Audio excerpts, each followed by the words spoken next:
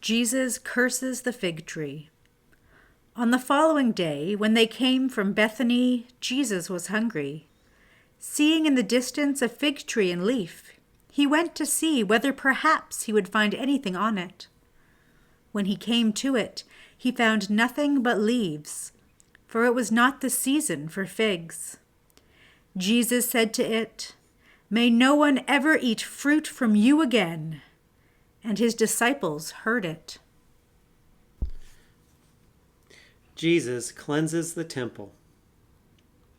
Then they came to Jerusalem, and Jesus entered the temple and began to drive out those who were selling and those who were buying in the temple. And he overturned the tables of the money changers and the seats of those who sold doves. And he would not allow anyone to carry anything through the temple. He was teaching and saying, "Is it not written, 'My house shall be called a house of prayer for all the nations'? But you have made it a den of robbers." And when the chief priests and the scribes heard it, they kept looking for a way to kill Jesus, for they were afraid of him, because the whole crowd was spellbound by his teaching. And when evening came, Jesus and his disciples went out of the city. The lesson from the withered fig tree.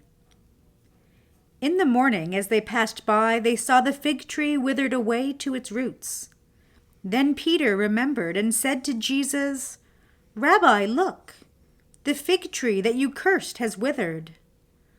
Jesus answered them, "Have faith in God.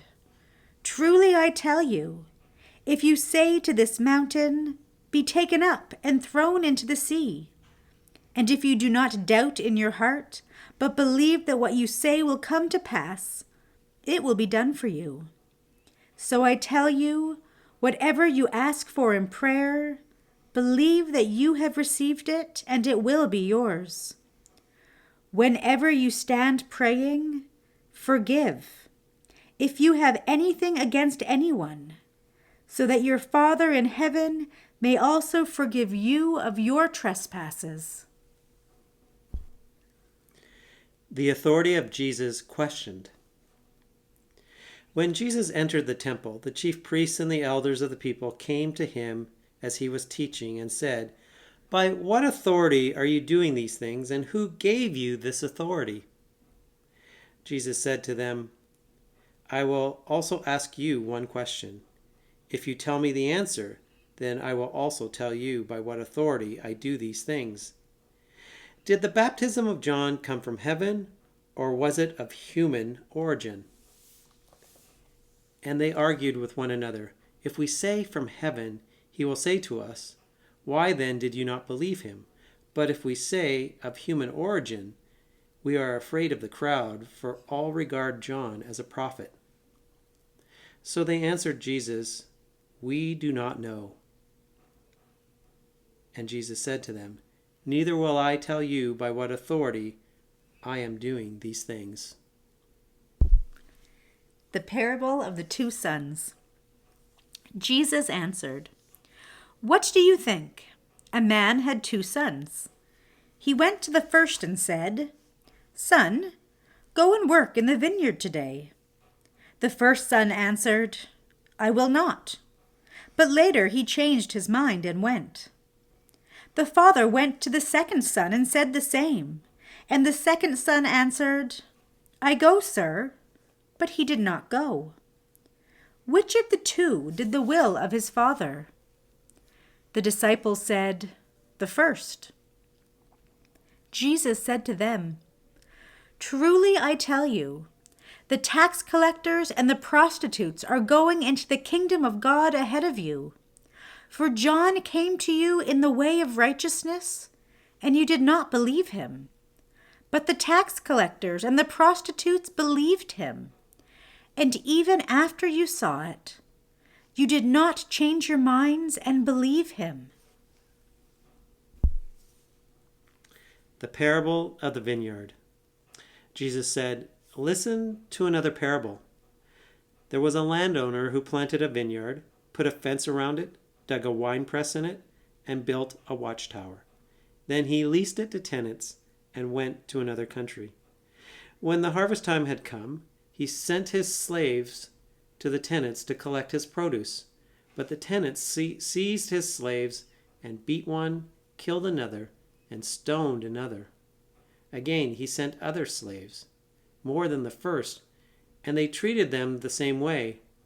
Finally, he sent his son to them, saying, "The tenants will respect my son." But when the tenants saw the son, they said to themselves, "This is the heir. Come, let us kill him and get his inheritance." So they seized him, threw him out of the vineyard, and killed him. Now, when the owner of the vineyard comes, what will he do to these tenants? The disciples said to him, "He will put those wretches to a miserable death and lease the vineyard to other tenants who will give him the produce at the harvest time."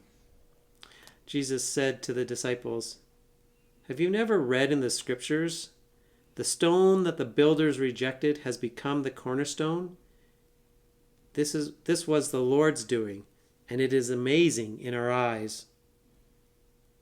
Therefore I tell you, the kingdom of God will be taken away from you and given to a people that produces the fruits of the kingdom." When the chief priests and the Pharisees heard his parables, they realized that he was speaking about them. They wanted to arrest him, but they feared the crowds because they regarded him as a prophet. The parable of the wedding banquet. Once more, Jesus spoke to them in parables, saying, "The kingdom of heaven may be compared to a king who gave a wedding banquet for his son. He sent his slaves to call those who had been invited to the wedding banquet, but they would not come.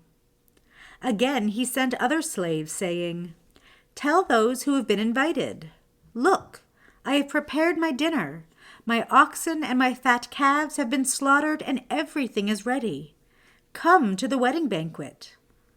But they made light of it, and went away, one to his farm, another to his business, while the rest seized his slaves, mistreated them, and killed them.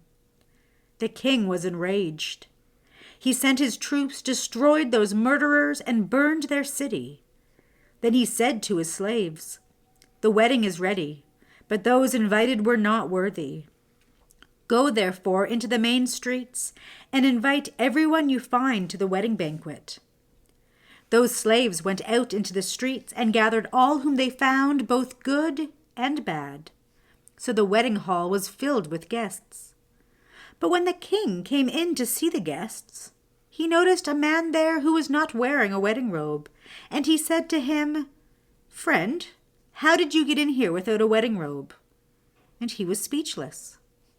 Then the king said to the attendants, 'Bind him hand and foot, and throw him into the outer darkness, for there will be weeping and gnashing of teeth. For many are called, but few are chosen.'"